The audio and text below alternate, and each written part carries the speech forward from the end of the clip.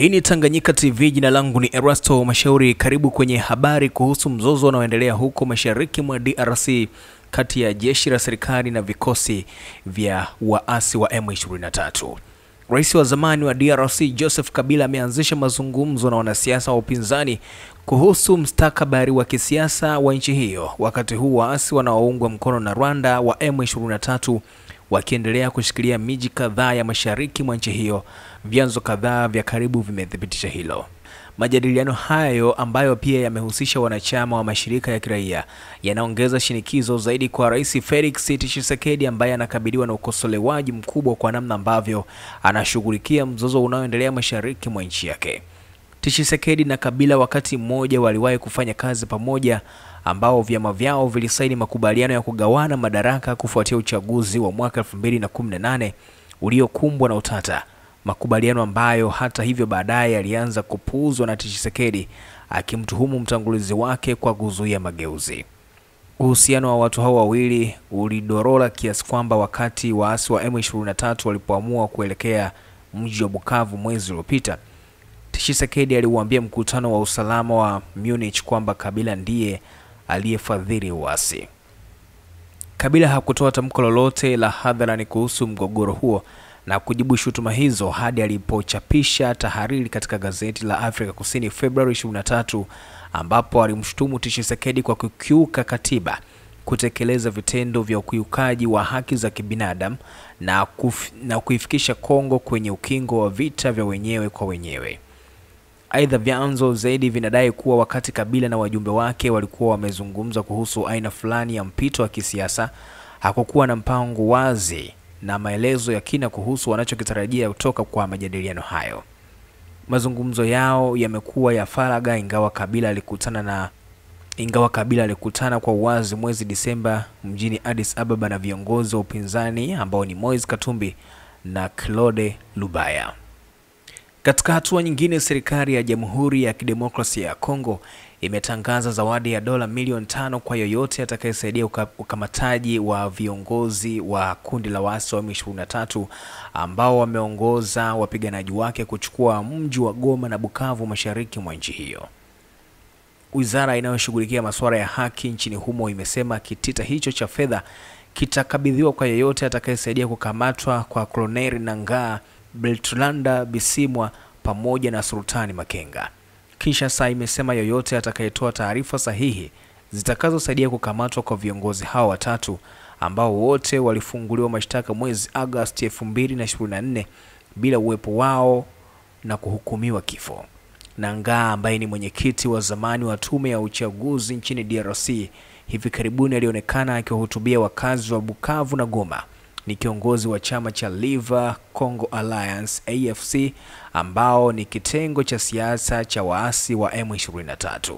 Haya yanajiri wakati huu waasi wakiendelea kudhibiti maeneo mbalimbali jimboni Kivu Kaskazini na Kusini, ambapo wataalamu wa Umoja wa Mataifa wanaeleza kuwa waasi hao wanaungwa mkono na wanajeshi 4,000 wa Rwanda, madai ambayo serikali ya Kigali imeendelea kukanusha. Lakini pia katika hatua nyingine, mapigano mashariki mwa DRC, watu takribani 40 wameuawa katika shambulio la wanamgambo wa Wazalendo, wakati likihusishwa na uvamizi wa wanamgambo wanaoiunga mkono serikali. Shambulio hilo lililotekelezwa usiku wa Jumatano kuamkia Alhamisi Machi 6 lilifanyika katika kijiji cha Tambi, karibu kilomita 100 kaskazini mwa Goma, mkoani Kivu Kaskazini, katika eneo linalokaliwa na M23. Kulingana na vyanzo kadhaa vya ndani, shambulio kwenye kijiji cha Tambi mashariki mwa DRC lililoendeshwa na wanamgambo wa Nyatula Abazungu Wazalendo wanaopigana pamoja na jeshi la Kongo lilitokea karibu saa 4 usiku Jumatano Machi 6. Ingawa chanzo cha afya kimetaja idadi ya vifo vya raia ni takriban watu 43, idadi ya vifo inaweza kuwa kubwa zaidi. Chanzo cha Umoja wa Mataifa kimeliambia shirika la habari la RFI kutokana na kuwa baadhi ya wahanga walifungiwa ndani ya nyumba ambayo ilichomwa moto. Asubuhi ya Alhamisi Machi 6 tulienda kwenye eneo la tukio na kuona miili iliyoungua. Ilikuwa vigumu kuwatambua, amesema mmoja aliyenusurika katika shambulio hilo, akizungumza kwa masharti ya kutotajwa jina. Watu waliotoroka makazi yao walirejea katika eneo hilo hivi majuzi. Wengi wa waathiriwa, wanaume, wanawake na watoto, ni watu waliokimbia makazi yao ambao walikuwa wamerejea hivi karibuni katika eneo hili linalokaliwa na M23. Wanamgambo wa wazalendo waliowashambulia wanadaiwa kuwashutumu kwa kushirikiana na wapiganaji hao. Vyanzo kadhaa vya habari vya ndani vinadai kwamba wanamgambo hao wa wazalendo walirejea kwenye ngome zao katika miji ya Burindi na Butenderi iliyoko umbali wa kilomita 10. Shambulio hilo lilitokea wakati SADC na EAC zimetoa wito wa kusitishwa kwa mapigano katika eneo hilo.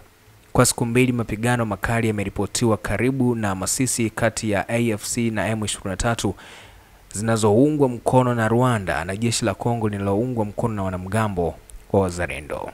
Na huo ndio mwisho wa habari kutoka nchini DRC kuhusu mzozo unaoendelea kati ya vikosi vya waasi na jeshi la serikali la DRC, ambavyo mpaka sasa hivi bado tunaendelea kukuletea taarifa mbalimbali kuhusu kila ambacho kinaendelea kuhusu mzozo huo. Hapa Tanganyika TV utaendelea kuzipata taarifa zote ukiendelea kubaki nasi. Hakikisha umesubscribe kwenye YouTube channel yetu ya Tanganyika TV, lakini pia kwenye page yetu ya Tanganyika TV hapa Facebook pia hakikisha kila siku upo nasi. Mimi naitwa Erasto Mashauri. Habari za muda huu mpendwa mtazamaji wa Tanganyika TV. Kwa jina naitwa Suzana Mbokile, natokea kitengo cha biashara na manunuzi hapa Tanganyika TV. Nipende kuchukua fursa hii kukaribisha hewe mfanyabiashara kutangaza biashara yako pamoja nasi. Maana katika ulimwengu huu wa sasa, media kama Tanganyika TV ndio mahali pekee ambapo unaweza kukuza na kuendeleza biashara yako. Haijalishi ni biashara ipi unayofanya, ina mtaji mkubwa au mdogo. Tanganyika TV inaweza kukuweka karibu na wateja wako na kukuza manunuzi ya bidhaa zako unazouza. Hebu fikiria, hata vikundi vya maendeleo tunawezaje kuendelea bila kujitangaza? Karibu utangaze nasi, ewe mfanyabiashara, mjasiriamali, mwanamuziki, wanasiasa na wengine wote. Karibuni sana. Unaweza kuwasiliana nasi kupitia namba zetu za ofisi zilizopo hapo chini. Hata kama una matangazo, Tanganyika TV tunaweza kukutengenezea, kwa sababu tunawafanya kazi na madirector wabobezi waliobobea katika shughuli za video production na graphic design.